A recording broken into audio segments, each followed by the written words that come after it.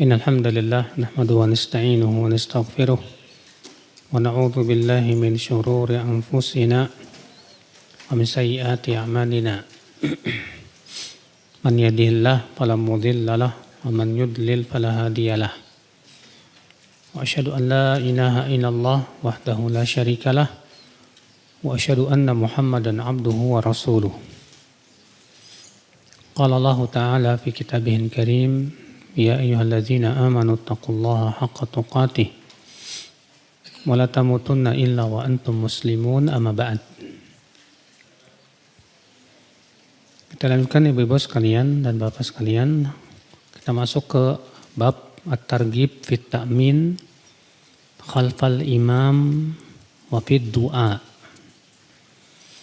Wa ma yaquluhu fil i'tidal wal istiftah.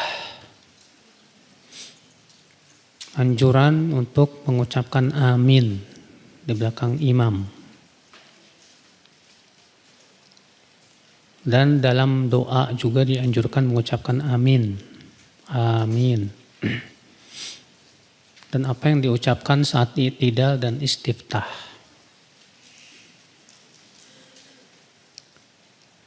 Pengucapan amin yang benar adalah amin. A-nya 2 harokat. Minnya itu bisa sampai 6 harokat. Karena A itu mad asli. Kalau min itu mad arid li sukun. Iya. Mad asli 2 harokat. Kalau mad arid li sukun boleh 2, boleh 4, boleh 6. Jadi kita ucapkan amin, boleh. Atau lebih panjang lagi, amin. Adapun ucapan amin, amin, ini nggak benar. Karena amin artinya orang yang amanah. Atau kebalikan amin, amin. Kalau amin artinya amankan. Tapi kalau amin artinya kabulkan. Istajib. Kita masuk hadis 514 an Abi Hurairah radhiyallahu anhu. Anna Rasulullah sallallahu alaihi wasallam qala إذا قال الإمام غير المغضوب عليهم ولا الضالين فقولوا آمين فإنه من وافق قوله قول الملائكة غفر له ما تقدم من ذنبه رواه مالك والبخاري واللفظ له ومسلم وأبو داود والنسائي وابن ماجه وفي رواية للبخاري إذا قال أحدكم آمين وقالت الملائكة في السماء آمين فوافقت إحداهما الأخرى غفر له ما تقدم من ذنبه وفي رواية لابن ماجه والنسائي إذا أمن القارئ فأمنوا الحديث. Dari Abu Hurairah, semoga Allah meridainya, bahwasanya Rasulullah SAW bersabda, apabila imam mengucapkan ghairil maghdubi alaihim waladdallin, maka ucapkan oleh kalian amin. Karena sesungguhnya orang yang ucapan aminnya itu sesuai dengan ucapan aminnya malaikat, ya bertepatan, akan diampuni dosanya yang telah lalu. Dikutip Imam Malik, Imam Bukhari, dan lafaz ini adalah lafaz Bukhari. Juga Imam Muslim, Abu Daud, Nasai dan Ibnu Majah meriwayatkan. Dan dalam riwayat Bukhari, apabila seseorang dari kalian mengucapkan amin dan malaikat di langit juga mengucapkan amin dan ternyata ya bertepatan keduanya itu, maka akan diampuni dosa-dosanya yang telah lalu. Dan dalam riwayat Ibnu Majah dan Nasai dengan lafaz Apabila ya orang yang membaca itu mengucapkan amin, maka ucapkanlah amin. Iya. Hadis ini ibu-ibu sekalian ya menunjukkan disyariatkannya mengucapkan amin. Ya ketika imam mengucapkan ghairil maghdubi alaihim waladdallin. Ya. Cuma ibu-ibu sekalian, tentunya jangan sampai ucapan amin kita itu mendahului imam. Ya. Jangan sampai ya ucapan aminnya itu mendahului apa? Imam. Karena Nabi Shallallahu Alaihi Wasallam mengatakan innama ju'ilal imamu liyutamma bih. Sesungguhnya imam itu dijadikan untuk diikuti. Dan Nabi juga melarang untuk mendahului apa? Imam. Lalu bagaimana caranya, kata Syekh Albani rahimahullah? Iya. Bahwa biarkan imam mengucapkan A. Tunggu imam mengucapkan apa? A, baru kemudian kita ikuti A. Iya. Jadi imam baru mengucapkan A, baru kita ucapkan A. Jangan sampai kita duluan. Waladdallin, imam belum selesai kita udah amin. Nah, ini namanya mendahului apa? Imam. Mendahului imam boleh tidak? Tidak boleh. Iya.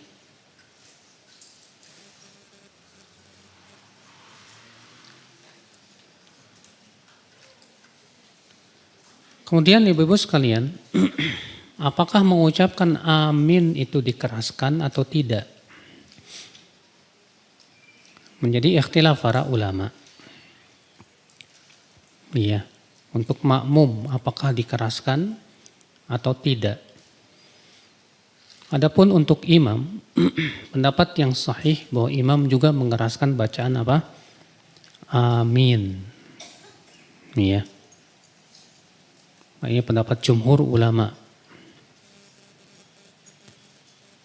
Di antaranya hadis ditunjukkan oleh hadis yang diriwayatkan Bukhari dan Muslim. Bahwa Nabi SAW sabda, "Idza ammanal imamu fa'amminu." Apabila imam mengucapkan amin, ucapkan oleh kalian apa? Amin. Berkata Ibnu Syihab, "Wa kana Rasulullah SAW yaqulu amin." Dan Rasulullah SAW pun mengucapkan amin. Ya. Berkata Ibnu Rusyd dalam kitab Bidayatul Mujtahid, wa huwa nassun fi ta'minil imam. Ini nas yang menunjukkan bahwa imam juga mengucapkan apa? Amin. Ya. Adapun untuk makmum, ibu-ibu sekalian, Imam Abu Hanifah berpendapat tidak disyariatkan dikeraskan. Jadi menurut Imam Abu Hanifah, ucapan amin itu tidak dikeraskan, tapi disirkan. Ini merupakan mazhab Hanafi. Ya. Sementara mazhab Syafi'i dan mazhab Imam Ahmad dan sebagian Malikiyah berpendapat bahwa mengucapkan amin itu dikeraskan. Ini pendapat yang paling kuat insya Allah. Berdasarkan beberapa hadis di antaranya dari Abu Daud, ya, dari hadis Abu Hurairah, ia berkata, "Tarakan nasu ta'min.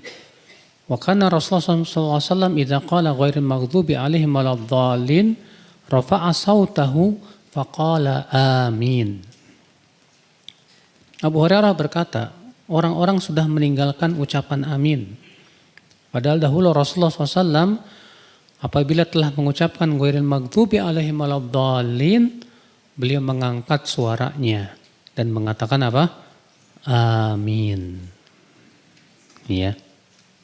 Lihat di situ disebutkan Rasulullah SAW mengangkat suaranya dan mengucapkan apa? Amin. Ya. Dan dalam riwayat Ibnu Majah ada tambahan, hatta yasma'aha ahlu shafil awal fayartajju bihal masjid.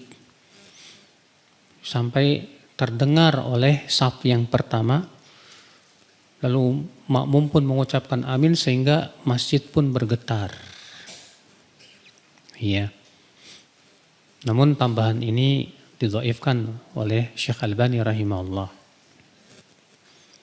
Dan dalam riwayat Tirmidzi dari hadis Sufyan Ats-Tsauri dengan sanadnya dari Wa'il bin Hujr, ia berkata, sami'tu Nabiy sallallahu alaihi wasallam qara'a ghairil maghdubi alaihim waladdallin faqala amin wa madda biha sautah. Dari Wa'il bin Hujr, ia berkata, aku mendengar Nabi sallallahu alaihi wasallam membaca ghairil maghdubi alaihim waladdallin. Maka beliau mengucapkan apa? Amin, beliau panjangkan suaranya.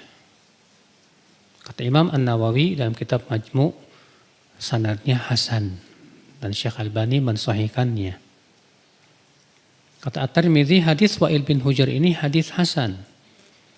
Dan ini merupakan pendapat banyak ulama dari sahabat-sahabat Nabi dan para tabi'in dan setelahnya. Itu bahwasannya ucapan amin itu dengan dikeraskan dan tidak disirkan. Dan inilah pendapat Imam Syafi'i dan Imam Ahmad serta Ishaq bin Rahuyah. Ya. Imam Syafi'i juga meriwayatkan dalam kitab Al-Um dari Atha bin Abi Rabah, ia berkata, kuntu asma'ul a'immah ya Ibn Zubair wa man ba'dahu yaquluna amin wa man khalfahum amin hatta lil masjid lalajjah. Ya. Dahulu di zaman Ibnu Zubair dan setelahnya mereka mengucapkan amin dan makmum di belakangnya juga mengucapkan amin sampai-sampai masjid itu ya berdengung. Ya. Dengan ucapan apa? Amin. Ya. Nah ini Ibu-ibu sekalian. Dan pendapat yang sudah saya sebutkan tadi yang paling kuat bahwa mengucapkan amin itu disunnahkan dengan dijaharkan. Tapi kalau misalnya kita tidak jaharkan boleh enggak? Boleh. Karena menjaharkan hukumnya sunnah saja. Ya. Wallahu a'lam.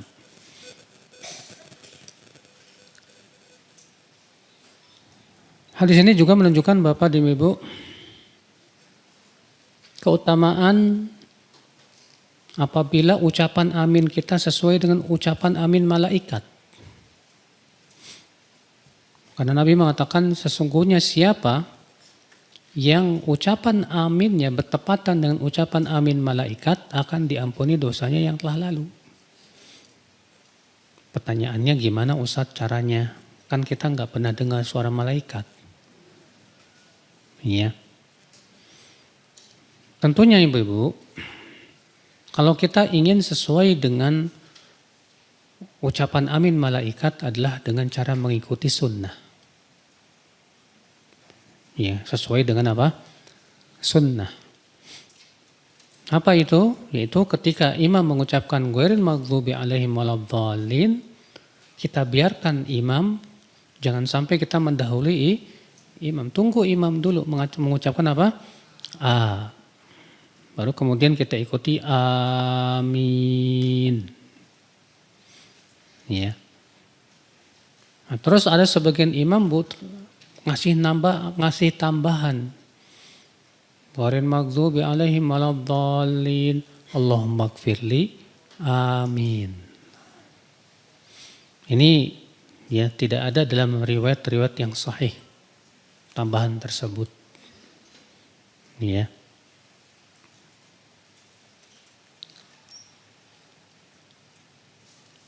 Hadis berikutnya 515. Wa an Aisyah radhiyallahu anha 'anil Nabi sallallahu alaihi wasallam qala ma hasadatkumul yahudu ala syai'in ma hasadatkum ala salami wat ta'min. Rawahu Ibnu Majah bi isnadin sahih. Ibnu Khuzaimah fi sahihi wa Ahmad wa lafdhuhu anna Rasulullah SAW dzukirat indahul Yahud faqala innahum lam yahsuduna ala syai'in kama hasaduna ala al-jumu'ah allati hadana Allahu laha wa dhallu anha wa ala al-qiblah allati hadana Allahu laha wa dhallu anha wa ala qawlina khalfal imam amin.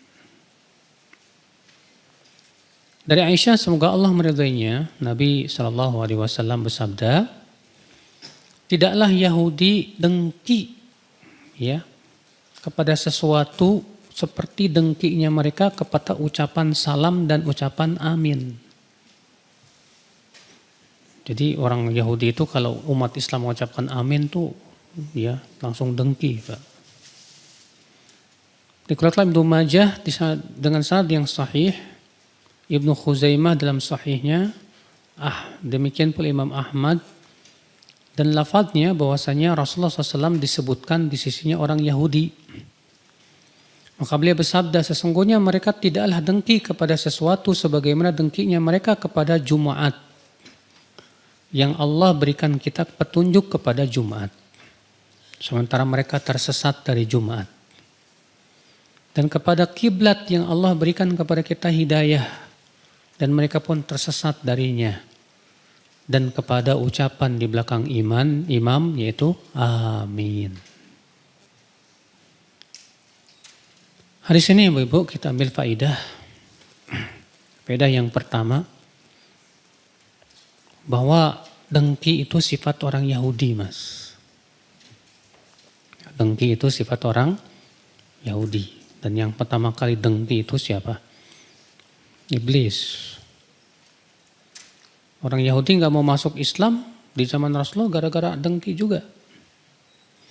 Padahal dulu Rasulullah SAW ya, sebelum menjadi Nabi dan Rasul, orang Yahudi itu selalu mengabarkan kepada orang musyrikin akan munculnya Nabi terakhir.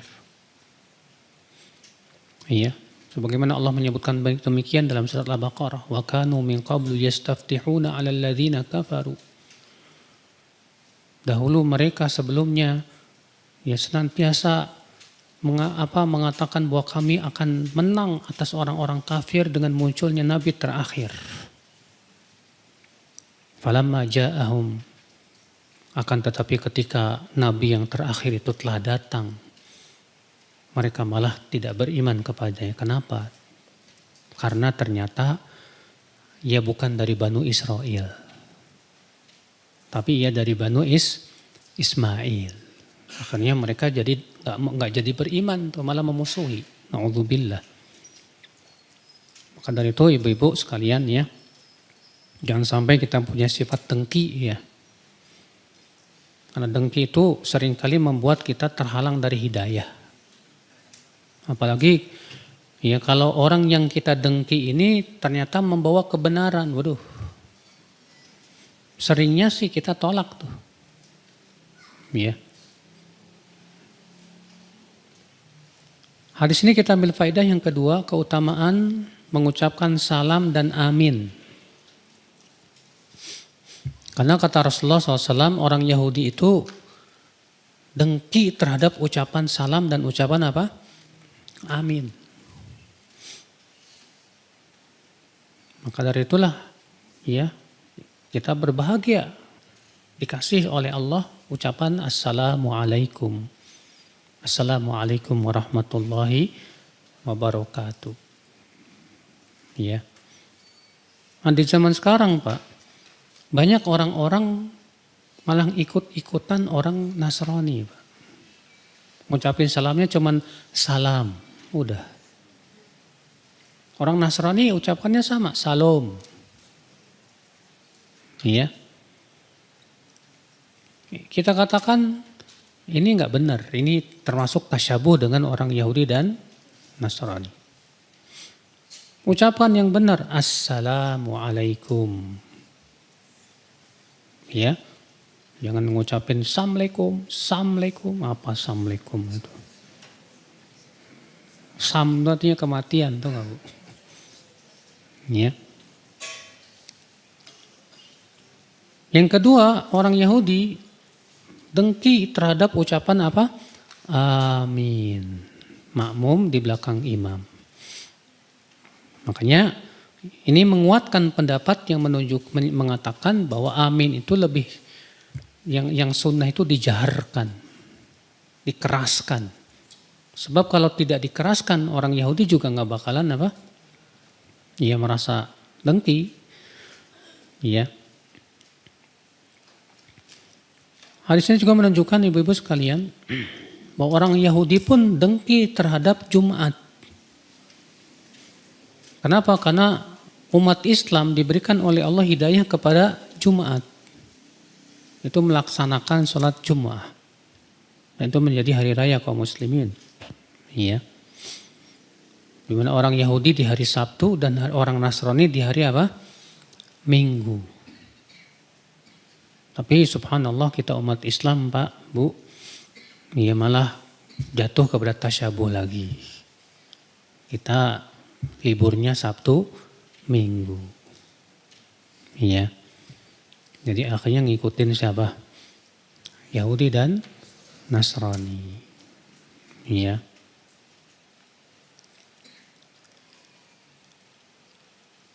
Hadis berikutnya, hadis 516. Wa an Samurah bin Jundub atau bin Jundab radhiyallahu anhu qala an-nabiy sallallahu alaihi wasallam idza qala al-imamu ghairil maghdubi alaihim waladdallin faqulu amin yujibkumullah. Apabila imam mengucapkan ghairil maghdubi alaihim waladdallin, ucapkan oleh kalian amin. Niscaya Allah pasti ijabah. Ya Allah pasti mengijabahnya. Ini keutamaan mengucapkan amin. Bahwa mengucapkan amin itu termasuk salah satu sebab diujabahnya apa? Doa kita. Ya. Hadis 517. Warahu Muslim wa Abu Daud wa Nasa'i fi hadithin tawilin an Abi Musa al-Ash'ari qala fihi.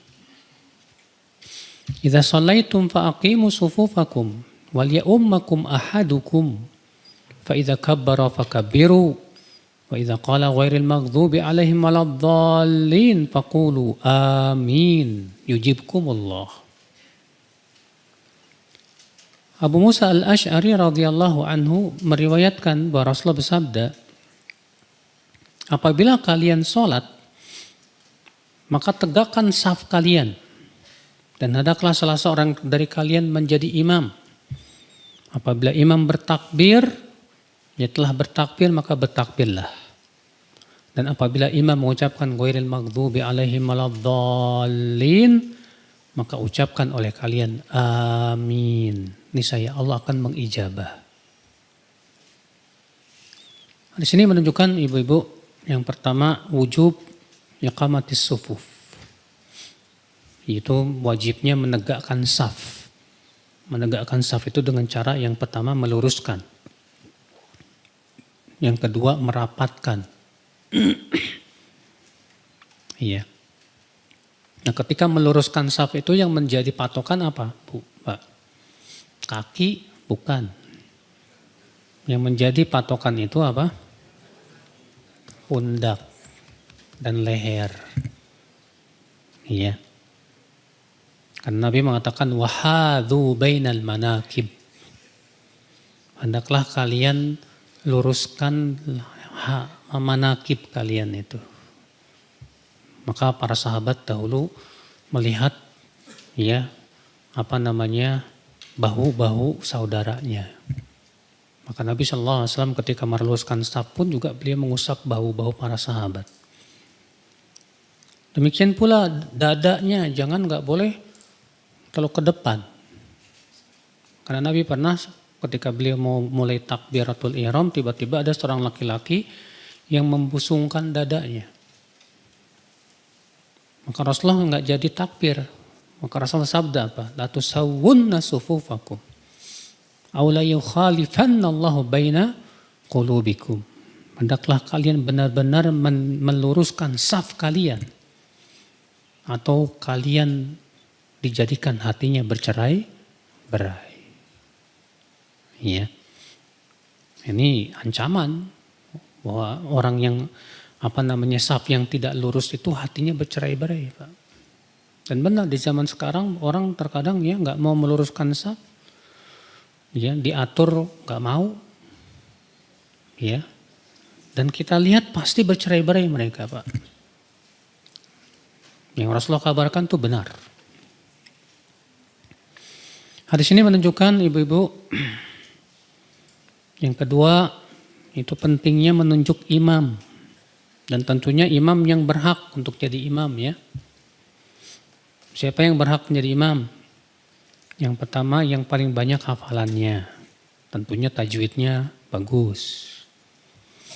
Adapun kalau hafal Quran tapi tajwidnya ancur-ancuran, tetap tidak boleh jadi imam. Ya. Pernah tuh ada ya seorang ikhwan hafal 30 juz, Masya Allah. Pas kita suruh jadi imam hafal. Ya Allah, tajwidnya rusak. Sayang sekali. Ya. Maka yang seperti ini kata para ulama tetap tidak boleh menjadi apa? Imam. Nggak boleh. Kenapa? Karena itu bisa merusak makna, Pak. Bisa merusak apa? Makna. Saya pernah mendengar imam ya yang harusnya membaca antum tazra'unahu am nahnu zari'un. Dia baca apa? Antum tajra'unahu am nahnul jari'un. Maknanya berubah jauh. Kalau antum tazra'unahu, apakah kalian yang menanamnya, yang menumbuhkannya, atau kami yang menanamnya? Kalau antum tajra'unahu, apakah kalian yang berani atau kami yang berani? Kan jauh banget maknanya. Ya, ada lagi imam Jajul jilatil ardu jil jalaha jim semua. Ya Allah. Hancur itu maknanya. Saya pernah lagi mendengar imam ya alhamdulillah pakai kaf. Ya. Alhamdu ya. Ar-Rahmanir Rahim. Oh, saking fasihnya, Pak. Kelebihan. Wah, ini bahaya. Kenapa? Itu bisa merusak makna. Jumhur mengatakan tidak boleh sholat di belakang orang kayak gini nih. Maka kalau imamnya kayak ginian wajib diganti, Pak. Wajib. Gak boleh, wajib dihalangi dia. Cuma masalahnya terkadang karena dia orang tokoh ya. Merasa ditokohkan, udah tua, merasa paling berhak, tapi nggak mau belajar, musibah. Yang kedua, ya imam itu yang paling paham tentang sunnah, paham tentang fikih sholat, sehingga kalau terjadi kesalahan dia paham bagaimana dia harus melakukan. Hadis ini kita ambil faidah yang ketiga. Bahwa kita melakukan gerakan itu setelah imam telah selesai melakukan gerakan. Karena Nabi mengatakan apabila imam telah bertakbir, ucapkan takbir. Berarti biarkan imam dulu mengucapkan Allahu Akbar. Baru kita ucapkan apa? Allahu Akbar. Sama halnya juga ketika ruku, biarkan imam ruku dulu dengan sempurna, baru kemudian kita turun ruku. Ketika sujud, biarkan imam sujud dulu dengan sempurna, baru kemudian kita turun sujud. Nah itulah yang namanya ngikutin imam. Nah, di masyarakat kita lihat setan ya menghiaskan. Sebagian mereka ada yang sami Allahu liman hamidah duluan, Pak, sebelum imam. Pernah lihat gak? Imam belum i'tidal, dia udah i'tidal duluan. Dan itu dosanya besar. Bahkan sebagian ulama mengatakan sholat dia batal. Nabi bersabda apa? Ama yakhsha ya alladhi yarfa'u ra'sahu qabla al-imam an yuhawwilallahu ra'sahu ra'sa himar. Tidakkah orang yang mengangkat kepalanya sebelum imam itu merasa takut jika Allah ganti kepalanya dengan kepala keledai. Ya, itu dosanya besar, bukan dosa kecil itu.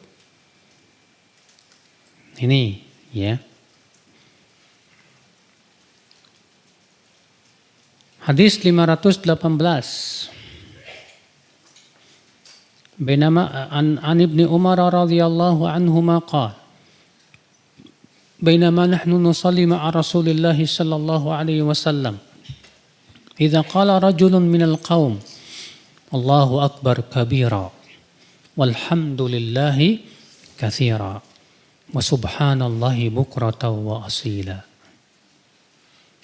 Maka Rasulullah bersabda, manil qail kalimata kadza wa kadza. Faqala rajulun minal qaum ana ya Rasulullah. Faqala ajibtu laha futihat lah abwabus sama. Qala Ibnu Umar, fama taraktuhunna mundu sami'tu Rasulullah SAW yaqulu dzalik. Rawahu Muslim.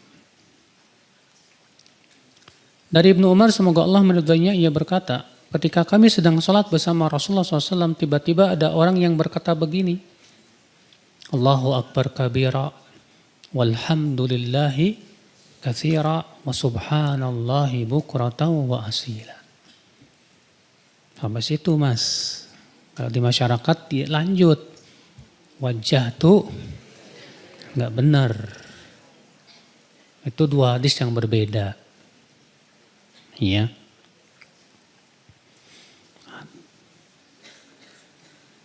Jadi ketika Rasul sedang sholat baru baca doa istiftah, tiba-tiba ada orang yang baca doa istiftah ini dengan keras. Allahu Akbar kabira. Allah yang paling besar sebesar-besarnya. Walhamdulillahi katsira. Dan segala puji bagi Allah yang banyak. Wa subhanallahi bukrata wa asila. Dan maha suci Allah di waktu pagi dan petang. Mendengar itu Rasulullah bersabda, siapa tadi yang mengucapkan begini dan begitu dalam sholat? Rasulullah bertanya ini setelah selesai sholat ya. Lalu ada seorang laki-laki berkata, aku ya Rasulullah. Kata Rasulullah, aku kagum sekali terhadap ucapan tadi. Karena membuat terbuka pintu-pintu langit. Dibukakan untuknya pintu-pintu apa? Langit. Berkata Ibnu Umar, semenjak itu aku tidak pernah meninggalkan ucapan itu semenjak aku mendengar Rasulullah mengucapkan itu. Dikeluarkan Imam Muslim dalam sahihnya. Di sini menunjukkan ibu-ibu bahwa di antara doa istiftah adalah ini. Allahu Akbar kabira walhamdulillahi katsira wa subhanallahi bukratan wa asila. Sampai situ aja udah. Jangan ditambah wajah tuh. Karena sudah saya sebutkan tadi bahwa itu dua hadis yang berbeda. Ya. Jadi yang diamalkan oleh banyak masyarakat kita setelah mengucapkan ini tambah wajah tuh udah gitu wajah tuhnya nggak lengkap lagi. Cuma sampai wa ana minal muslimin, padahal tuh baru sepertiga. Masih panjang banget itu wajah tuh itu. Ya. Jadi yang benar sampai mana? Sampai sini aja. Wa subhanallahi bukratan wa asila. Udah titik. Ya. Dan keistimewaan ucapan ini apa? Ternyata kata Rasulullah, aku kagum. Karena dibukakan untuk ucapan ini pintu-pintu langit. Allahu Akbar. Luar biasa. Ya. Hadis ini Bapak Ibu dijadikan dalil oleh orang-orang yang doyan bid'ah. Katanya orang ini berbuat bid'ah. Karena Rasulullah tidak tahu ucapannya apa. Lalu Rasulullah bertanya, tadi siapa yang mengucapkan kalimat tadi? Berarti orang ini bikin-bikin baru dong. Berarti itu menunjukkan boleh dong. Kita katakan mas, kalaupun memang ya baru Rasulullah dengar saat itu dan Rasulullah belum pernah mengajarkan sebelumnya, yang membenarkan dan mengatakan itu boleh siapa? Rasulullah menyetujuinya berdasarkan apa? Sedangkan kita zaman sekarang menyetujuinya berdasarkan apa? Siapa yang dikasih wahyu di zaman sekarang? Adanya Pak Wahyu. Iya. Jangan samakan zaman Rasulullah yang wahyu turun terus-menerus kepada beliau dengan zaman setelah Rasulullah meninggal di mana wahyu terputus. Islam sudah sempurna. Iya. Jadi kalau Rasulullah SAW di sini menyetujuinya berdasarkan wahyu. Tidak bisa dikiaskan zaman Rasul dengan zaman setelah Rasulullah Sallallahu Alaihi Wasallam. Adapun kita sekarang kewajiban kita ittiba saja, ikut saja. Semua sudah dijelaskan kok. Iya. Cuma masalahnya banyak di antara kita merasa tidak puas hanya dengan ittiba. Masa takbir cuma begitu doang kurang mantep lah. Iya, akhirnya apa Pak? Bikin takbiratul ihram digulung-gulung Pak. Allah, ini baru mantep ini. Wah, gimana? Ibadah kok disesuaikan dengan selera. Iya. Gak boleh ibadah disesuaikan selera. Nah ini, ibu-ibu sekalian. Hadis 519. Wa an Rifa'ah bin Rafi' Az-Zuraqi qala Kunna nusalli wara'a an-nabi sallallahu alaihi wasallam falamma rafa'a ra'sahu min ar-rak'ah qala sami'a Allahu liman hamidah qala rajulun min wara'ihi rabbana walakal hamdu hamdan katsiran tayyiban mubarakan fihi falamma insarafa qala manil mutakallim qala ana qala ra'aitu bid'atan wa thalathina malakan yabtadirunaha ayyuhum yaktubuha awwal. Dari Rifa'ah bin Rafi Az-Zuraqi ia berkata kami salat di belakang Nabi SAW. Ketika beliau mengangkat kepalanya dari ruku', beliau bersabda Sami Allahu liman hamidah. Rupanya ada orang di belakang mengucapkan begini, Rabbana walakal hamdu hamdan katsiran tayyiban mubarakan fi. Ketika setelah selesai sholat, Rasulullah bersabda, siapa yang mengucapkan tadi? Kata sahabat, aku ya Rasulullah. Kata Rasulullah, aku melihat 30 lebih malaikat berlomba-lomba siapa yang pertama kali mencatatnya. Masya Allah. Ini menunjukkan ibu-ibu ya. Ketika kita sami Allahu liman hamidah boleh mengucapkan ini. Rabbana walakal hamdu hamdan katsiran tayyiban mubarakan fi. Iya. Dan tentunya ucapan ketika i'tidal ada ucapan-ucapan yang lainnya ya, seperti Rabbana lakal hamdu mil as-samawati wa mil al-ardi wa mil ma syi'ta min syai'in ba'du. Ada juga yang lebih panjang dari itu.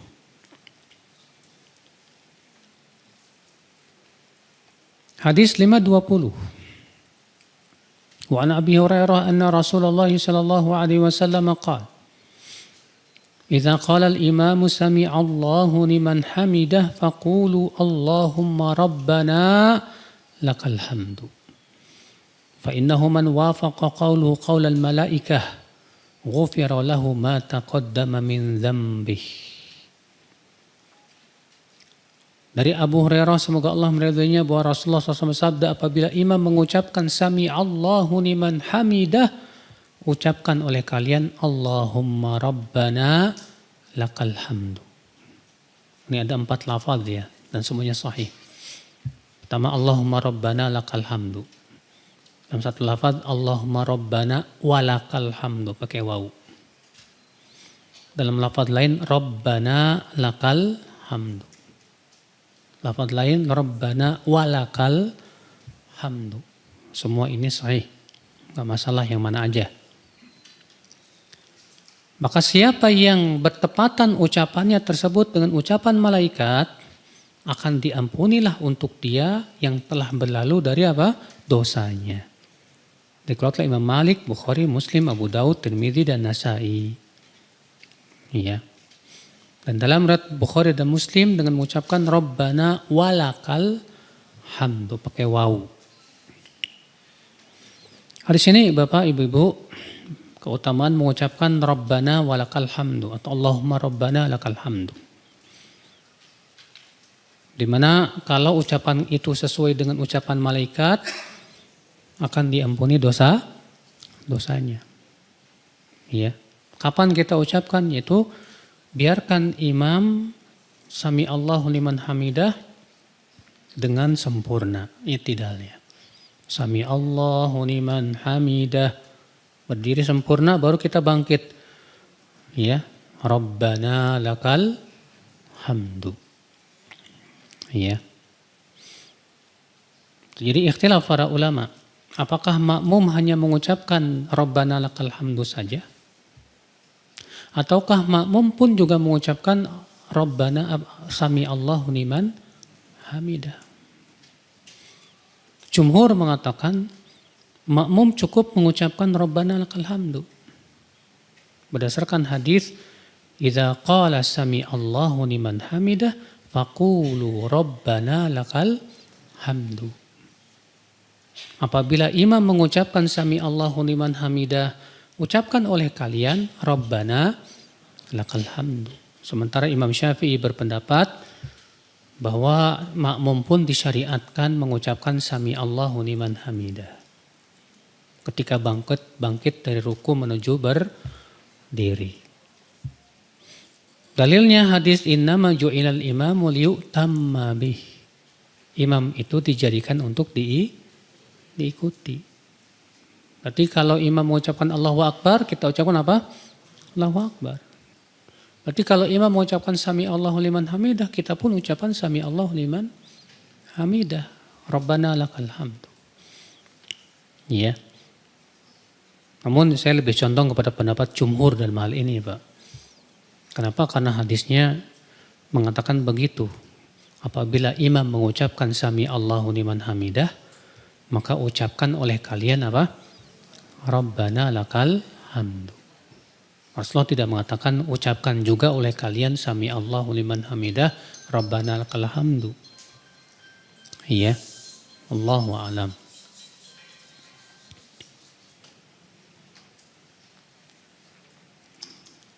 Hadis bab selanjutnya at-tarhib min raf'il ma'mum ra'sahu qabla al-imam fir ruku' was sujud. Ancaman untuk makmum yang mengangkat kepalanya sebelum imam dalam ruku dan sujud.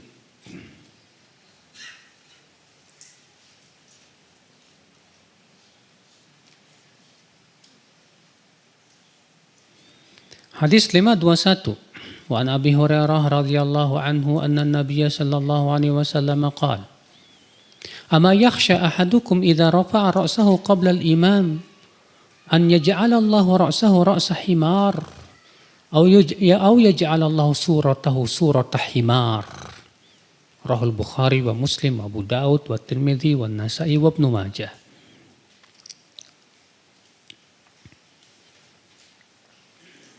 Dari Abu Hurairah semoga Allah meridainya bahwa Nabi sallallahu alaihi wasallam bersabda, "Tidakkah seseorang dari kalian merasa takut apabila mengangkat kepalanya sebelum imam, Allah jadikan kepalanya kepala keledai. Atau Allah jadikan bentuknya bentuk keledai." Iya, apa maksudnya Allah jadikan kepalanya kepala keledai? Sebagian ulama mengatakan sesuai dengan lahirnya. Artinya ya Allah akan jadikan kepalanya kepala keledai. Kalau enggak di dunia maka di kuburnya. Maka di mana? Di kuburnya. Sebagian ulama mengatakan ini ya kiasan kata mereka. Maksudnya karena keledai kan bodoh dan pandir. Ya. Sehingga orang yang mengangkat kepalanya sebelum imam itu bodoh dan pandir. Kenapa? Karena tidak mau mengikuti imam dan menyelisih perintah Rasul Shallallahu Alaihi Wasallam. Ya, maka tidak menghalangi dua-duanya, Pak. Artinya bahwa kepalanya bisa saja Allah ganti dengan kepala apa? Kalau bagi Allah mudah. Kalau enggak di dunia ya di akhirat atau di mana? Di kuburnya, di adab. Iya. Juga dikarenakan kebodohan dia, memang dia bodoh. Nah ini Bapak dan Ibu sekalian. Hadis ini menunjukkan ibu-ibu dan bapak haramnya mendahului siapa? Imam. Berkata Imam Al-Khattabi, ikhtalafan nas fi man fa'ala dhalik. Para ulama berbeda pendapat tentang hukum orang yang melakukan perbuatan ini. Artinya dia mengangkat kepalanya sebelum imam mengangkat kepala. Faruya an Ibni Umar annahu qala la salata liman fa'ala dhalik. Ibnu Umar mengatakan ya tidak sah salatnya alias batal. Wa amma amatu ahli al-ilm fa innahum qalu qad asa'a wa salatuhu tujzi'uhu. Ghairu anna aktsarahum ya'murunahu bi an ya'uda ila sujud. Adapun kebanyakan ahli ilmu mengatakan ia telah melakukan dosa, namun salatnya tetap sah. Akan tetapi kebanyakan mereka menyuruh agar dia kembali lagi untuk sujud. Iya. Qala ba'dhum yamkuthu fi sujudihi ba'da an yarfa'al imam ra'sahu biqadri ma kana tarak. Sebagian ulama lagi mengatakan hendaklah ia kembali lagi sujud selama ya dia tadi duluan. Sebelum imam mengangkat apa? Kepalanya. Jadi maksudnya ya terjadi perselisihan para ulama ya tentang apa? Orang yang mengangkat kepalanya sebelum apa? Imam. Sah enggak tuh sholatnya? Iya. Pendapat Ibnu Umar, sahabat Nabi, mengatakan sholatnya apa? Tidak sah. Sementara jumhur ulama mengatakan sah, tapi dia dosa besar. Dia melakukan dosa apa? Besar. Iya. Ini maka dari itulah hati-hati bapak-bapak dan ibu-ibu, jangan sampai kita mendahului siapa? Imam. Dan jangan juga kita berbarengan dengan imam.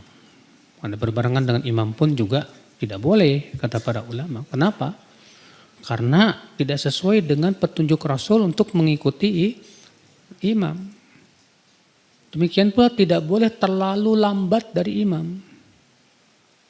Jadi ada tiga keadaan yang tidak boleh. Yang pertama mendahului, jelas ini dosa besar. Yang kedua berbarengan dengan imam, ini pun haram. Yang ketiga terlalu lambat, karena itu bukan mengikuti namanya. Ya, imam udah tahiyat, Allahu Akbar tahiyat, dia sujud aja terus. Ya, lambat. Imam baru udah selesai tahiyat baru dia bangkit. Ini kayak ginian nggak benar juga. Kenapa? Karena dia dianggap tidak mengikuti apa? Imam. Iya.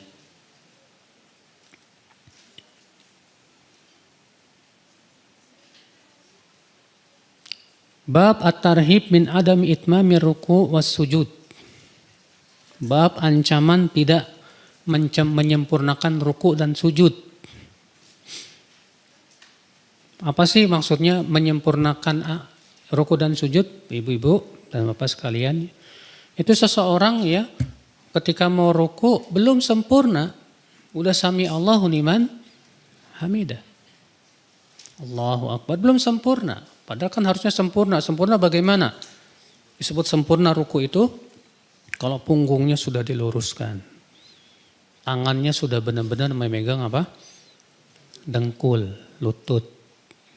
Ya, dan mengucapkan subhana rabbiyal azim. Ya, dengan tumak nina.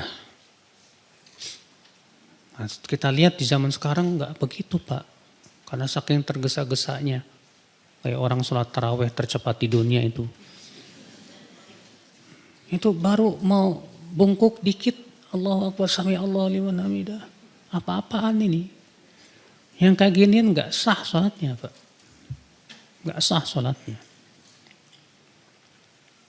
Makanya di sini beliau membawakan bab ancaman dari tidak menyempurnakan ruku dan sujud. Wa iqamatis sulb bainahuma, dan tidak meluruskan tulang punggung. Wa ma jaa fil khusyu', dan tentang khusyuk. Hadis 522 an Abi Mas'ud Al-Badri radhiyallahu anhu qala Rasulullah sallallahu alaihi wasallam, la tujzi'u salatul rajul hatta yuqima dhahrahu fir ruku'i was sujud. Dari Abu Mas'ud Al-Badri, ia berkata Rasulullah SAW sabda, tidak sah salat orang yang tidak meluruskan punggungnya saat ruku dan sujud. Ya, tidak menegakkan punggungnya saat ruku dan sujud. Menegakkan yang cuma maksudnya itu diluruskan.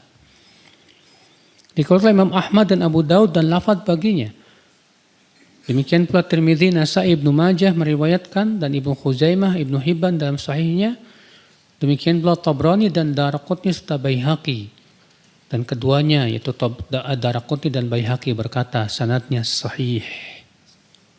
Tirmidzi berkata hadis ini hasan sahih.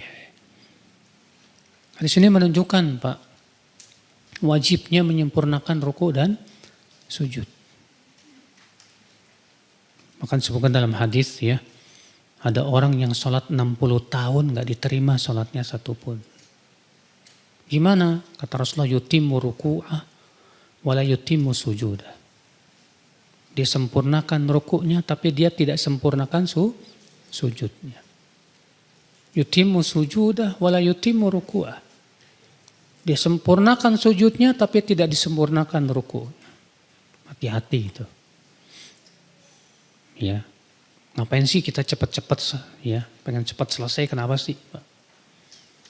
Sebagian mereka yang sholatnya cepat-cepat berdalil dengan ayat Pak. Wasari'u ila magfiratim min rabbikum. Allah mengatakan wasari'u, bersegeralah.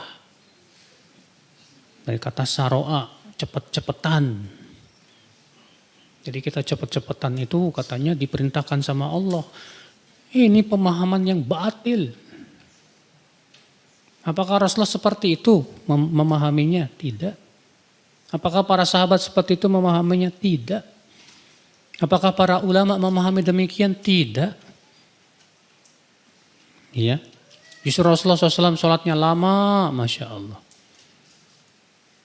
Ya, kata sebagian sahabat, Rasulullah SAW itu berdirinya, rukuknya, iktidalnya, sujudnya, qarib minas sawa, hampir sama. Panjangnya itu. Ya, subhanallah, Bapak dan Ibu sekalian. Rasulullah SAW itu sholat tahajud sampai kakinya bengkak-bengkak. Ya, para sahabat pun demikian, mereka sholat di waktu di bulan Ramadan. Bahkan sampai sebagian mereka ada yang semalam suntuk sholat. Nah inilah ya kewajiban kita Pak, tenanglah dalam sholat itu. Jangan tergesa-gesa. Orang yang tergesa-gesa dalam sholat itu biasanya pikirannya gimana cepat selesai. Kenapa? Karena dia nggak betah dalam sholat Pak. Dia menganggap sholat itu beban. Sebab kalau dia menganggap itu sebagai hiburan hati, ya, dia merasakan kenikmatan dalam sholat, ana yakin dia pengen lama-lamaan. Kenapa? Karena kenikmatan yang Allah berikan kepada seorang hamba dalam sholat itu luar biasa. Beda dengan orang yang tidak dicabut oleh Allah kenikmatan sholat Pak. Sehingga akhirnya dia tidak merasa nikmat dengan sholat. Tapi kalau nonton ya film baru seneng dia, bisa berjam-jam itu Pak. Iya. Mengerikan ibu-ibu dan bapak sekalian. Padahal Rasulullah SAW itu dijadikan kesejukan pandangannya itu dalam sholat. Sampai Rasulullah bersabda kepada Bilal, ya Bilal, arihna bis sholah. Jadikan kita istirahat dengan sholat. Iya. Maka jadikan sholat itu sebagai pelipur lara. Allah berfirman, ya ayyuhalladzina amanu ista'inu bis sabri was sholah. Hai orang-orang yang beriman, mintalah tolong dengan sabar dan sholat. Ya. Nah ini ibu-ibu sekalian. Sholat itu hakikatnya munajat seorang hamba kepada Allah. Masa dia pengen cepet-cepetan? Ya. Sementara dia bermunajat dengan Rabbnya. Dan Rabbnya maha kasih sayang. Rabbnya maha pengampun. Ya. Ya, hadis 523.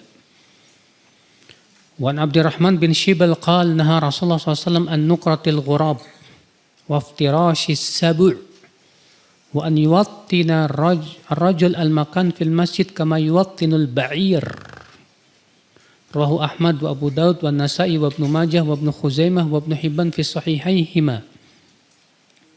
Dari Abdurrahman bin Shibal ia berkata, Rasulullah SAW melarang seperti mematuknya burung gagak. Cepat. Ya. Dan Rasulullah melarang dari iftirash as-sabu', menghamparkan tangan saat sujud seperti binatang buas. Dihamparkan begini ya. Jadi siku-sikunya nempel kemana? Ke tanah kayak anjing begini. Itu enggak boleh. Dan Rasulullah melarang seseorang menderum di suatu tempat di masjid seperti unta yang menderum. Maksudnya gimana? Maksudnya dia tempat itu nggak boleh diambil orang. Pokoknya ini tempat punya saya ya. Kalau ada orang duduk di situ diusir, pergi. Ini tempat saya. Padahal orang itu duluan. Ini dilarang dalam Islam, dilarang oleh Rasulullah SAW. Yang kayak ginian malah banyak Pak. Sebagian orang yang merasa dia selalu sholat di tempat itu gitu. Merasa itu tempat udah jadi milik dia udah kapling dia udah. Iya. Jadi larang, nggak boleh hukumnya ya seseorang mengkapling tempat di mana? Di masjid itu haram hukumnya, dilarang oleh Rasulullah SAW. Hadis ini kita ambil faidah Pak, Ibu, larangan bertasyabuh dengan binatang. Di sini Rasulullah melarang seperti burung gagak yang mematuk. Maksudnya apa? Tadi cepat Pak, sholatnya cepat kayak burung gagak mematuk. Dan itu sholat orang munafik dalam arti yang lain ya. Demikian pula Rasulullah melarang di situ menyerupai binatang buas. Ya ketika sujud menghamparkan hastanya itu di bumi. Hukumnya haram, enggak boleh. Iya. Hadis terakhir pada pembahasan kita kali ini. Wa Nabi Qatadah radhiyallahu anhu qala Rasulullah sallallahu alaihi wasallam aswa'un nasi sariqah alladhi yasriqu min salatihi. Qalu ya Rasulullah kaifa yasriqu min salatihi? Qala la yutimmu ruku'aha wa la sujudaha. Atau qala la yuqimu sulbahu fi ruku'i was sujud. Rawahu Ahmad wa Tabrani wa Ibnu Khuzaimah fi sahih wal Hakim qala sahihul isnad. Dari Abu Qatadah semoga Allah meridhoinya, ia berkata Rasulullah SAW sabda, manusia yang paling buruk sholatnya itu yang suka mencuri dalam sholat. Dia mencuri dari sholatnya. Mereka bertanya, wahai Rasulullah, bagaimana dia mencuri dari sholatnya? Kata Rasulullah, yaitu dia tidak sempurnakan ruku dan sujudnya. Ya. Dan dia tidak menegakkan atau dia tidak menegakkan tulang punggungnya saat ruku dan Sujud. Lihat Nabi mengumpamakan orang seperti ini seperti orang yang mencuri, Pak. Copet. Kenapa disebut copet? Karena copet kan cepet, Pak. Cut, gitu. Nggak ketahuan. Sama dengan orang yang ruku cepet. Sami Allah liman hamidah. Sujudnya cepat. Tuk. Allahu Akbar. Rasulullah menganggap itu kayak copet. Kayak pencuri. Mencuri sholatnya. Nasallallahu salamata wal afiyah. Saya kira cukup sampai di sini. Kita buka tanya jawab. Barangkali ada yang mau bertanya, silahkan.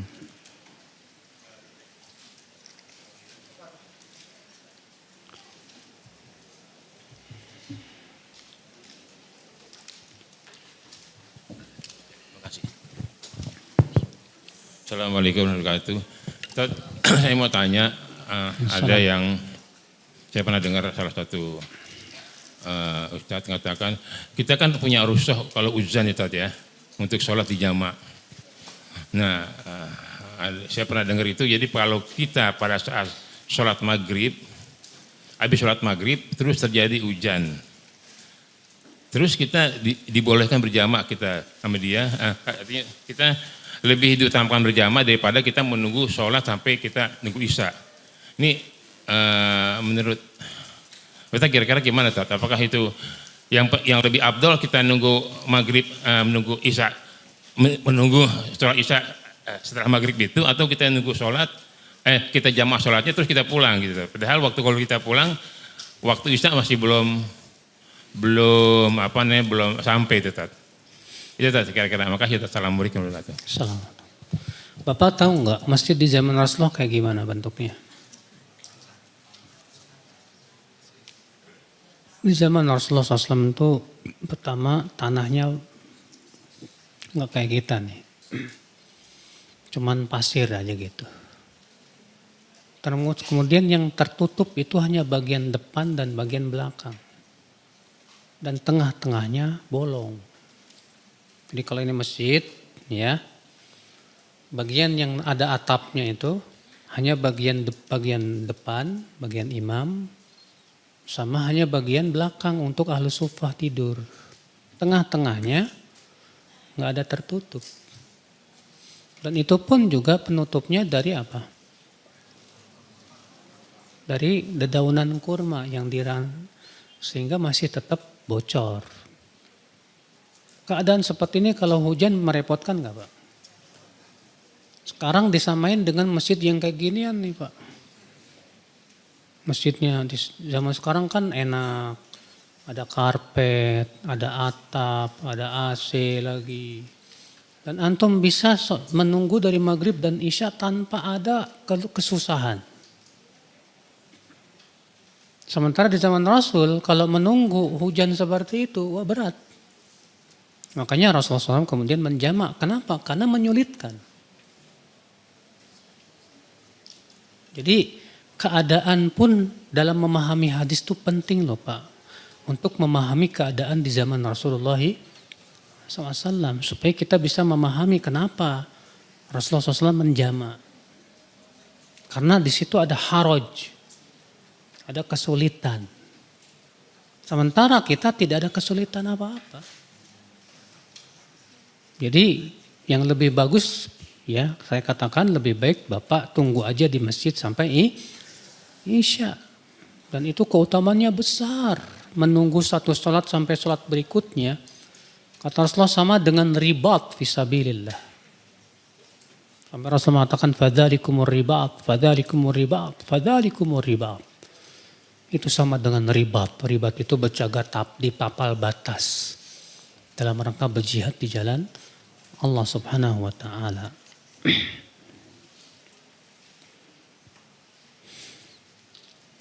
Mana yang lebih penting, umroh dulu atau daftar haji dulu Ustadz? Dua-duanya penting. Ya. Daftar haji dulu, sambil menunggu haji kamu umroh. Kalau ada kelebihan fulus. Ya. Tapi kalau nggak ada kelebihan fulus ya gimana lagi? Nunggu aja sampai nanti pas haji sekalian umroh. Hajinya haji tamattu.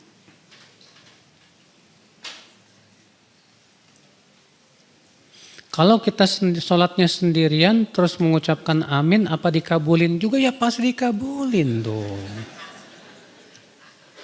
Iya.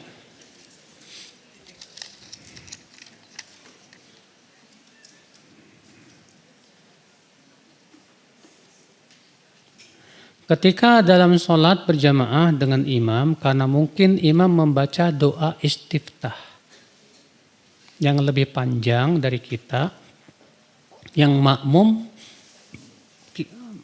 malah mendahului imam baca Al-Fatihah dalam hati ketika Al-Fatihah kita belum selesai, namun imam baru baca Al-Fatihah. Enggak boleh duluan membaca Al-Fatihah.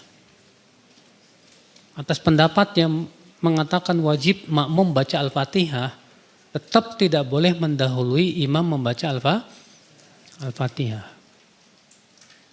Iya. Sebagian ulama mengatakan kalau mau begini, kan imam kan diam tuh di antara ayat kan satu nafas. Alhamdulillahirabbil alamin, diam kan. Ar-Rahmanir-Rahim, diam. Nah, pas saat diamnya kita ikuti. Ia mengucapkan Alhamdulillahirabbil alamin, kita ucapkan Alhamdulillahirabbil alamin. Ar-Rahmanir-Rahim, kita ucapkan apa? Ar-Rahmanir-Rahim. Maliki yaumiddin, kita ucapkan apa? Maliki yaumiddin. Iya.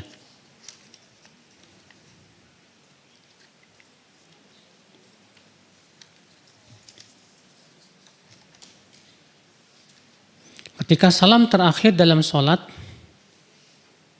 apakah bacaan salam dibaca lengkap? Atau boleh Assalamualaikum saja? Atau Assalamualaikum warahmatullah? Kebanyakan riwayat, dan ini pendapat jumhur, bahwa salam itu adalah ke kanan Assalamualaikum warahmatullah, ke kiri Assalamualaikum warahmatullah. Ini riwayat yang terbanyak. Memang ada riwayat bahwa Rasulullah SAW mengucapkan ke kanan Assalamualaikum warahmatullahi wabarakatuh. Ke kiri Assalamualaikum warahmatullah. Ada juga riwayat Rasulullah mengucapkan Assalamualaikum warahmatullah ke kanan, ke kiri Assalamualaikum. Iya. Ada juga riwayat Rasulullah hanya mengucapkan Assalamualaikum ke kanan, udah selesai, nggak ke kiri lagi. Namun itu riwayat yang memang menjadi perselisihan para ulama hadis. Apakah itu riwayat yang sahih? Kalau Syekh Albani semua mensahihkan semuanya. Iya.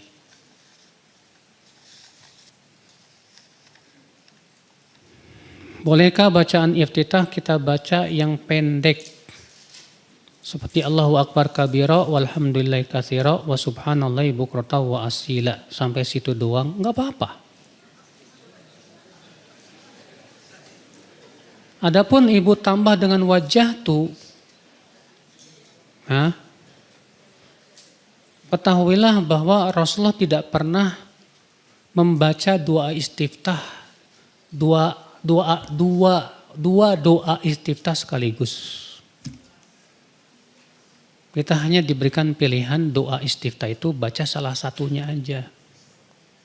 Terkadang ini, terkadang itu. Adapun sudah saya sebutkan wajah tu itu sendiri, Pak. Dan dia panjang sekali lafadznya. Ya. Saya sendiri kurang apal ya. Apa namanya lafadz daripada wajah tu ini. Di mana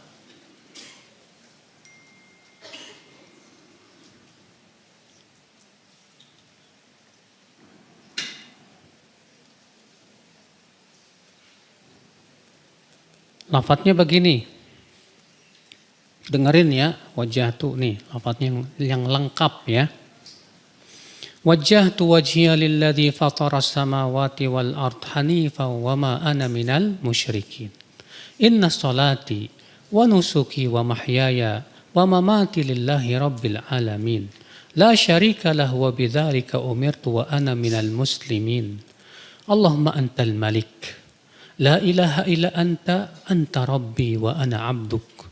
Dhalamtu nafsi wa a'taraftu bi dhanbi faghfir li dhunubi jami'a. Innahu la yaghfiru dhunuba illa ant. Wahdini li ahsanil akhlaq. La yahdi li ahsaniha illa ant.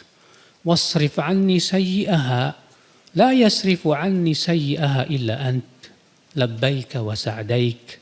Wal khairu kulluhu fi yadaik. Wasyarru laysa ilaik. Ana bika wa ilaik. Tabarakta wa ta'alait. Astaghfiruka wa atubu ilaik. Tuh sampai sini. Ya. Dan hadisnya yang meriwayatkan adalah Ali bin Abi Thalib. Sedangkan hadis tadi Allahu Akbar kabira walhamdulillahi katsira, siapa yang meriwayatkan tadi? Ya. Jadi beda hadis itu. Jadi kalau mau baca Allahu Akbar kabira walhamdulillahi katsira wa subhanallahi bukratan wa asla, udah sampai situ aja. Jangan ditambah lagi pakai wajah tuh. Kalau mau baca wajah tuh aja, tapi yang lengkap. Ya.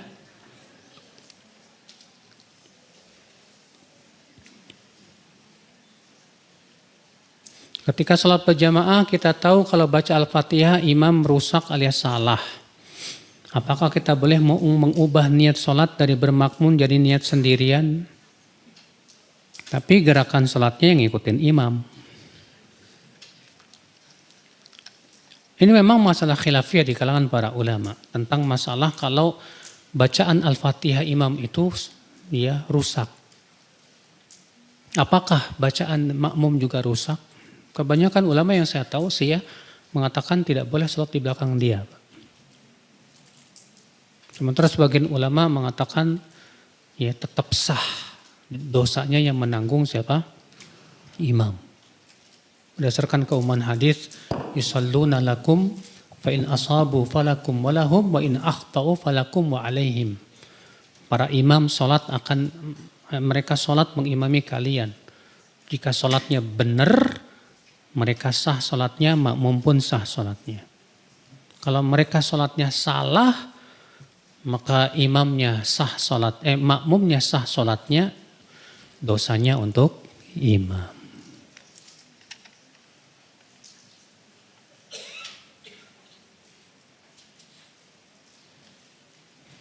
Sholat rawatib qobliyah zuhur 4 rakaat boleh enggak 2-2? Itu pendapat yang paling kuat yang saya condong kepadanya. Kenapa? Karena berdasarkan keumuman hadis sholatul laili wan nahar mathna mathna. Sholat di waktu malam dan siang itu 2. Adapun mereka yang 4 rakaat sekaligus, mereka berdalil dengan hadis ya, arba'u rakaat qabla dhuhri laisa fihinna taslim. 4 rakaat sebelum zuhur yang tidak ada padanya salam. Namun hadis ini lemah. Juga berdasarkan hadis Ibnu Umar bahwasanya beliau qobliyah zuhurnya itu 4 rakaat dan salam di akhirnya. Ya, dan itu memang pendapat Imam Abu Hanifah. Sedangkan pendapat jumhur mengatakan bahwa 4 rakaat itu 2. Namun boleh sekali-kali 4 sekaligus, boleh. Iya. Kenapa? Karena hadis yang mengatakan sholat malam dan siang itu 2 itu ucapan Nabi, Pak. Dan kaidah usul fikih mengatakan ucapan itu lebih didahulukan daripada perbuatan. Karena ucapan itu jadi kaidah. Iya. Niat sholat itu apakah diucapkan? Tidak. Niat itu semua ulama sepakat bahwa niat itu tempatnya di hati. Memang terjadi ikhtilaf para ulama tentang bolehkah mengucapkan niat sholat. Sebagian ulama seperti madhab Syafi'iyah, ya, demikian pula seingat saya Malikiyah, bahkan dikatakan itu pendapat jumhur, mengatakan bahwa boleh mengucapkan niat. Iya. Tapi masalahnya Pak, mereka yang mengatakan bahwa yustahabbu disunahkan mengucapkan niat ini mana dalilnya? Nggak ada. Dalilnya cuma kias, dikiaskan dengan haji. Kalau kias itu benar, pasti yang pertama kali melakukannya siapa? Rasulullah dong. Rasulullah memang nggak paham kias. Rasulullah tidak pernah, ya, dalam satupun hadis ataupun riwayat beliau yang mengucapkan niatnya ketika mau sholat. Silakan kumpulkan, sebutkan satu saja riwayat dari Rasulullah dan para sahabatnya bahwa mereka melafadzkan apa? Niatnya. Iya. Pendapat ulama bisa kita pegang kalau jelas dalilnya, Pak.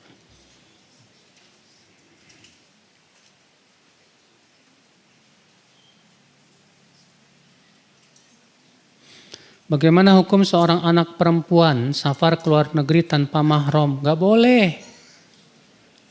Rasulullah mengatakan la yahillu limra'atin tu'minu billahi wal yaumil akhir an tusafir yaum wa lailah illa ma'adhi mahramin. Tidak halal, tuh lihat kata Rasulullah, tidak halal bagi wanita yang beriman kepada Allah dan hari akhirat untuk safar sejarak sehari semalam kecuali bersama mahram. Lalu dilanjutkan bekerja di sana, tambah lagi. Iya. Gimana dong caranya Ustaz? Dia udah pergi. Nah, cari ikhwan di sana, nikah di sana. Supaya dapat mahram di sana, aman.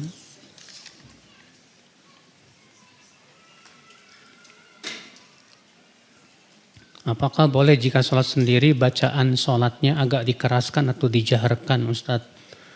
Terdengar telinga sendiri dengan maksud agar bisa lebih khusyuk. Iya, kalau memang itu sholat-sholat yang dijaharkan, iya disyariatkan sih begitu. Demikian pula sholat malam dianjurkan untuk diangkat sedikit tapi tidak keras dan tidak lirih. Tengah-tengah di antara itu. Iya. Sebagaimana disebutkan dalam hadis yang sahih.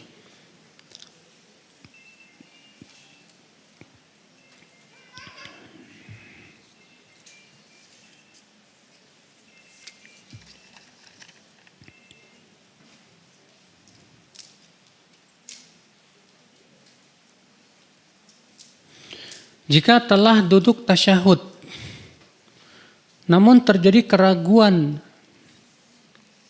karena ada perasaan kayaknya belum duduk di antara dua sujud. Apakah tetap tasyahud atau gimana? Kalau masih ragu, ya mendingan sujud lagi. Sujud lagi, baru kemudian tasyahud. Baru kemudian nanti di akhir sholat sujud sahwi 2 kali sebelum salam. Ya.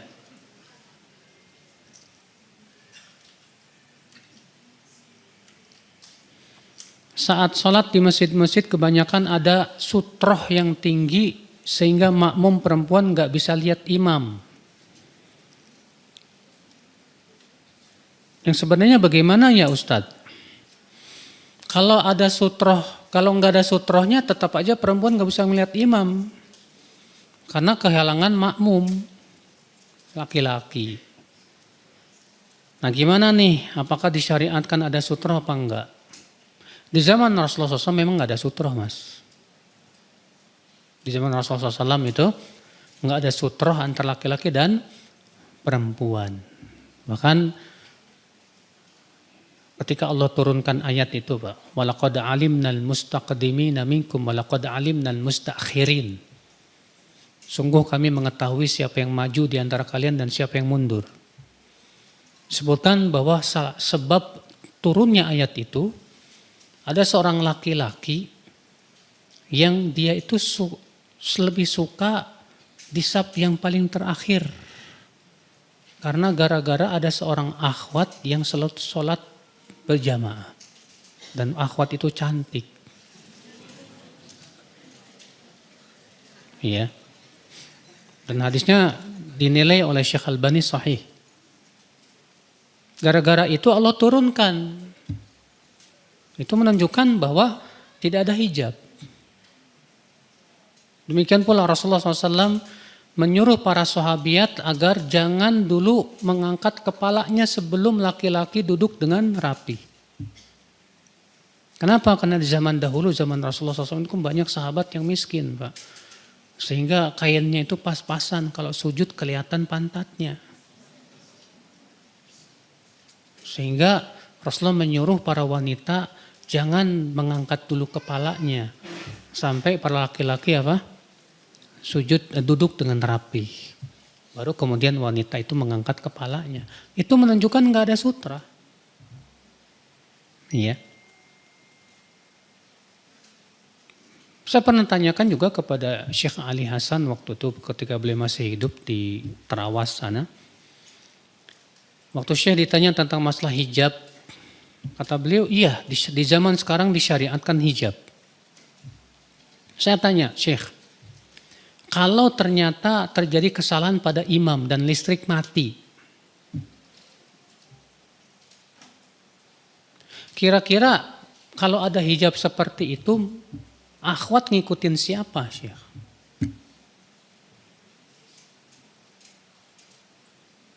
Apa jawab Syekh? Kalau begitu hijabnya yang tipis aja atau ada bolong-bolongnya.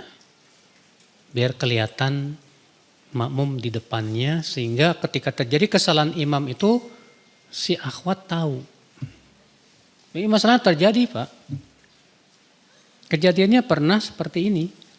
Jadi pas saya jadi imam, saya lupa tahiyat awal. Sementara kata Rasulullah, kalau imam sudah berdiri dan lupa tahiyat awal dan sudah berdiri dengan sempurna, tidak boleh duduk lagi. Udah, saya langsung berdiri.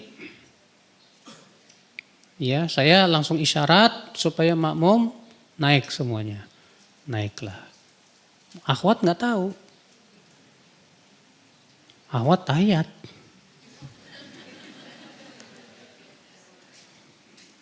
Lalu kita ruku, Allahu Akbar. Semua ruku. Akhwat naik. Pas sami Allahu liman hamidah, celinguk, bingung. Kusut salatnya jadinya. Maka wallahu alam, kenapa di zaman Rasulullah SAW tidak ada hijab? Ya, saya melihat adanya maslahat ini, Pak. Kalau terjadi kesalahan dalam imam, si akhwat masih bisa mengikuti. Jadi kalau misalnya di zaman sekarang gimana dong? Bagusnya begini, tetap ada hijab, pas sholat dibuka aja hijabnya. Nanti pas selesai sholat ditutup lagi. Iya. Atau seperti kata Syekh Ali Hasan, hijabnya ada bolongnya. Sehingga tetap bisa kelihatan makmum laki-laki yang ada di depannya. Tapi dengan syarat, setelah imam selesai sholat, akhwat langsung bubar. Demikian di zaman Rasulullah. Di zaman Rasulullah SAW itu kalau Rasulullah SAW salam, ya para sahabat yang laki-laki disuruh diam dulu. Yang perempuan langsung pulang, zikirnya sambil jalan. Zaman sekarang kan enggak, perempuannya malah duduk-duduk lama. Enggak sesuai sunnah. Yang sunnah itu kalau memang ibu-ibu mau ikut berjamaah di masjid, habis salam imam salam, assalamualaikum, langsung bubar. Zikirnya sambil di jalan aja. Itu yang sesuai dengan sunnah. Iya. Allahu a'lam.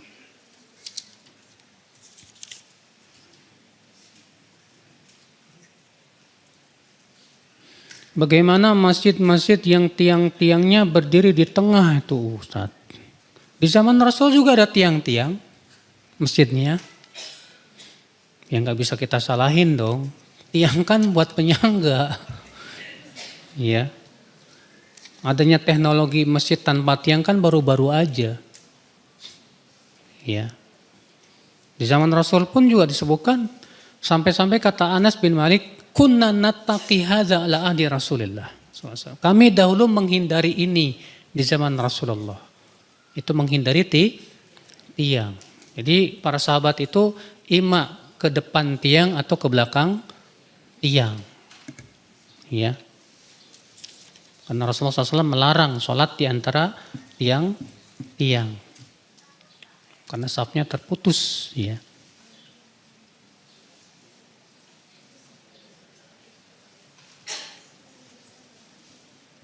Baik, saya kira cukup. Subhanakallah bihamdika asyhadu an la ilaha illa anta astaghfiruka wa atubu ilaik.